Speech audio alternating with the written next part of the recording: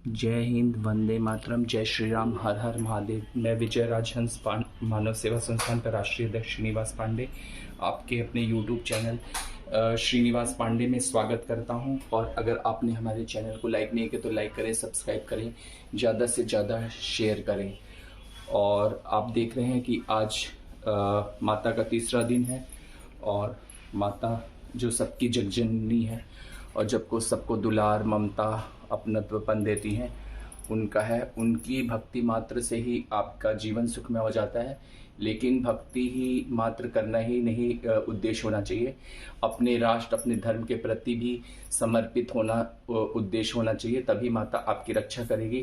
अगर आप देशद्रोही हो और राष्ट्र के प्रति समर्पित नहीं हो, समाज के प्रति समर्पित नहीं हो, सिर्फ अपना सोचते हो, तो माता कभी भी आपको अपना आशीष नहीं दे सकती।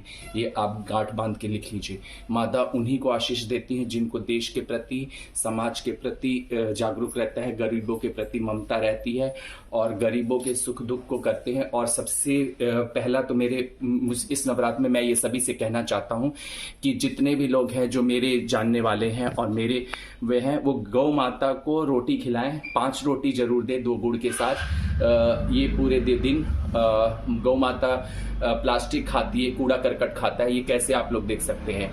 बड़े बड़े भक्त बनते हैं लेकिन गौ माता को कूड़ा खाते हुए, रोटी प्लास्टिक खाते हुए देख सकते हैं, लेकिन 5 रोटी नहीं देख सकते। 5 रोटी देने में आपके पेट में मरोड़ होने लगता है। तो प्लीज गौ माता को 5 रोटी दीजिए। और अगर आप सच में चाहते हैं कि आपको माता का आशीष मिले तो 5 रोटी और 2 गुड़ गौ माता को जरूर खिलाएं रोज। और ये मेरे उन लोग से प्रार्थना है जो मेरे से जुड़े हुए हैं, मेरे से YouTube में जुड़े हुए हैं, मेरे से संस्था में जुड़े हुए हैं और मेरे 2000 ग्रुप में जो जुड़े हुए हैं, मेरे 2000 ग्रुप में सभी से अनुरोध है कि गौ माता को 5 रोटी और 2 गुड़ जरूर खिलाएं। और अगर आप माता का आशीर्वाद लेना चाहते हैं तो माता की तन मन से सेवा कीजिए, साथ ही अपने राष्ट्र और समाज की सेवा कीजिए। कल एक किस्सा मैं सुनाता हूँ। एक टेम्पो में बिहारी था, तो वो अग्निवीर पे बोल रहा था, तो कह रहा था अग्निवीर बहुत गलत है। तो मैंने उससे ये प्रश्न पूछा कि अग्निवीर 148 देश में अगर चल रहा है, अग्निवीर सफल पूर्वक चल रहा है, तो कहाँ से गलत हुआ? तो उसका मुंह कौवा की तरह हो गया और मतलब लोमड़ी की तरह एकदम दुम दमा के एकदम भागने लगा। मैंने कहा जब 148 देश अग्निवीर को समर्थन कर रहा है, अग्निवीर है, तो कहां से गलत हो गया? और ये कहां से तर्कसंगत है कि जब आप रेलवे को जला दे, बस जला दे, जिसमें करोड़ों रुपए खर्च हो जाते हैं, तो वो तो टैक्स हम ही को भरना पड़ता है।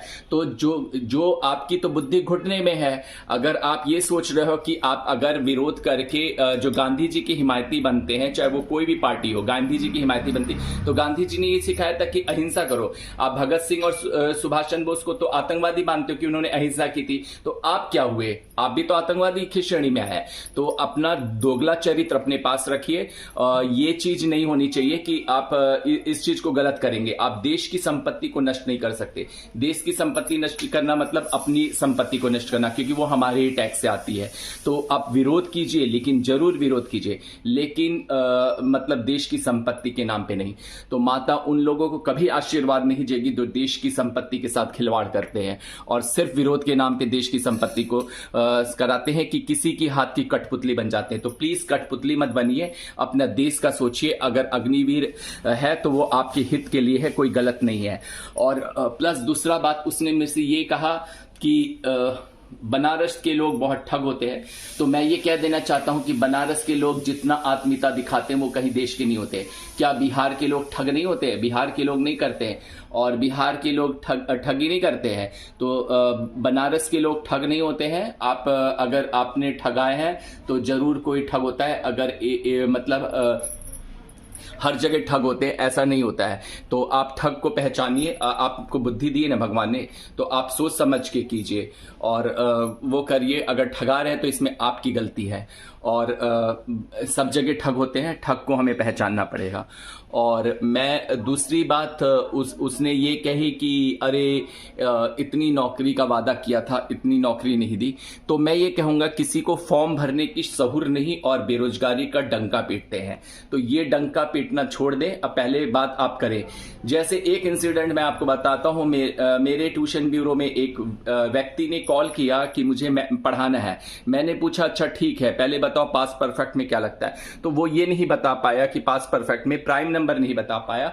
तो फिर वो बेरोजगारी का ढोंग क्यों रखते हैं? जब पहले आप फॉर्म भरोगे, आप करोगे, तभी तो आपको नौकरी मिलेगी। जब आप फॉर्म ही नहीं भरोगे, और वो लोग मुझे दिखे बेरोजगारी में विरोध करते हुए जिनको मतलब फॉर्म भरने का सहूर भी नहीं था। और मैंने उनसे पूछा कि आप फॉर्म भरे हैं कि नहीं, बताइए किस चीज का भरिए। तो कह रहे हैं कि दरोगा का भरे, नौकरी नहीं मिली। और दरोगा का मैं कहा दिखाइए फॉर्म की कॉपी, तो दिखा नहीं पाया, उल्टे भाग गया। तो ऐसे लोग हैं। तो विरोध के नाम पर सिर्फ ये अपना उल्लू सीधते हैं, किसी की कठपुतली बनते हैं। तो प्लीज किसी की कठपुतली नहीं बनिए, आप सच्चाई का आकलन कीजिए, फिर कोई विरोध कीजिए। हाँ, विरोध करना आपका जन्म सिद्ध अधिकार है, लेकिन उसका भी एक तरीका होता है। तो माता उनको कभी आशीर्वाद नहीं देती जो कि देश के गद्दार हैं, देश के लिए करते हैं। अभी उनको लगता है कि मैं बहुत पैसा कमा ले रहा हूं, वो है, लेकिन आपका शरीर ही जाता है। आप पैसा लेके नहीं जाते जलने। गड्डी में क्या, चिता में गड्डी लेके जल जाते हो क्या? तो ये हास्यास्पद लगता है, लेकिन ये सोचने की बात है कि हम एक मिट्टी का शरीर लेकर आए हैं और मिट्टी का शरीर लेके चले जाएंगे।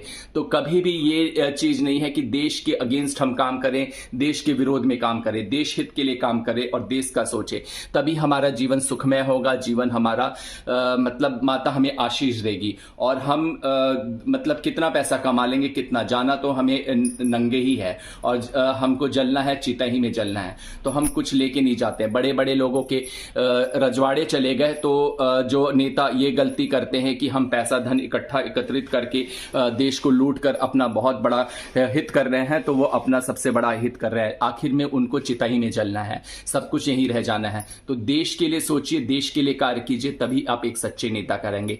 जिस प्रकार से चंद्रशेखर आजाद, भगत सिंह, सुभाष चंद्र बोस देश के लिए शहीद हो गए, वैसे ही बनिए, ना कि अपनी झोली भरिए। जय हिंद, जय भारत, वंदे मातरम, जय श्री राम।